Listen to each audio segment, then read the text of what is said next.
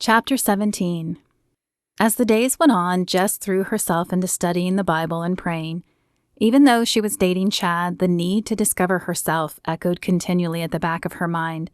She'd gone from being abused to using and being used, and was just now figuring out how to be useful to God. Of course, the child growing inside her complicated that, but still she felt free. She no longer slept until noon. Her mornings began at 9 with a healthy breakfast and silent time with the Lord. After that, she would head to class. Psychology was a lot less interesting now that she'd switched out of Chad's class, but at least she still saw him most evenings. After classes, her job at the student union filled the remaining afternoon hours. It had been a godsend, giving her money for food and her phone, which was getting a lot more use now that she had friends. Plus, the monotonous work gave her time to reflect and pray. As she finished for the evening, she shrugged on her coat. Fall in Texas was unpredictable, and the last few days had felt more like the early tinges of winter than late November. Her stomach growled as she stepped into the cool, crisp air. Instinctively, she placed her hand on her belly. There had been no discernible movement yet, only strange fluttering sensations that often caused her to pause. "Are you all right?" Jess would have known his voice anywhere. Her eyes lifted from her abdomen to Chad, clad in jeans and his trademark black leather jacket, and she smiled. He held a wrapped box in his hands. "Is it the baby?" he asked, his eyes dropping to Jess's midsection, but not with his usual smolder. This time, concerned colored his gaze. "Yeah, but you can't feel the movements from the outside yet. It's just a weird, fluttery sensation in my stomach.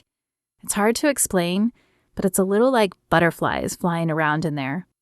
He looked at her, a strange expression on his face.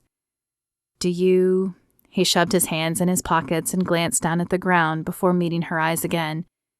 "Do you ever think about keeping it? The baby, I mean." "All the time. But we're so young, Chad. I don't know if it would be best for the baby." "Oh, yeah, you're probably right. Have you picked parents yet?" Jess shook her head. She hadn't even gone back to the adoption center since the first visit. She knew she needed to, but something kept her from being able to finish the adoption process. "What's in the box?" she asked, switching the path of the conversation. She needed more time to think about the adoption before she could really discuss it, even with him. His eyes lit up. "Oh, it's for you," he said, holding it out to her. "It's a 1-month present, and my way of apologizing that I have to work over most of break and can't take you home to meet my family." Jess smiled as she took the box. She had been disappointed when Chad told her he had to work over Thanksgiving break and would only be going home for Thanksgiving Day. Jess stated she wouldn't mind being alone the other days, but Chad insisted he wouldn't be able to work knowing she was all alone. Thankfully, Emily offered to take Jess to her home. That was a nice second choice, though she hoped she would get to meet Chad's family soon. She tore into the paper and opened the box to find a smart black leather jacket similar to Chad's. "It's for when we go riding," he said. "You seemed cold the last time. Plus, this will offer much more protection." "Thank you," she said as her eyes filled with tears. Was this what it was like to have a real relationship? To have someone who truly cared about her? "Hey, it's not supposed to make you cry," he said, pulling her close and wiping a tear from her cheek. "Don't worry. They're happy tears," she said as she leaned up to kiss him. The feel of his lips on hers sent tingles down her spine.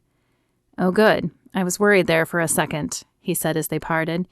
"Here, let's try it on." Chad helped her pull the coat out of the box, shrug out of her old one, and put on the new one. The feel of the leather was cold on her arms at first, but it warmed quickly.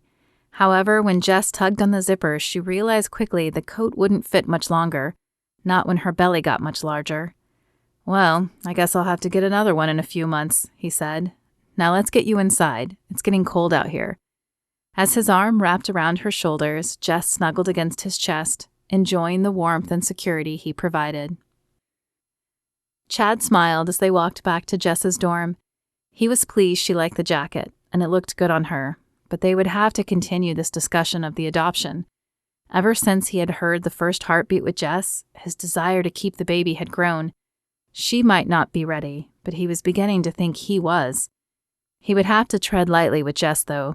She hadn't revealed everything to him, but he had a feeling her fear of raising the baby had a lot to do with her home life.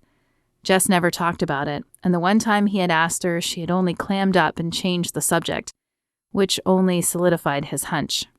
Her dorm came into view too quickly. Chad had been hoping to take Jess home to meet his family, but Dr. Warren had gotten sick and tasked him with covering another class for the rest of the semester. He needed to spend the majority of the break working, and while he planned to return home for Thanksgiving dinner itself, he didn't want Jess having to be alone in her dorm room the rest of the break. "Have a good trip," he said, giving her another kiss, a longer one this time as it had to last him 4 days. It did not disappoint, and as he watched her walk into her dorm, he wondered how he was going to make it the next few days without her.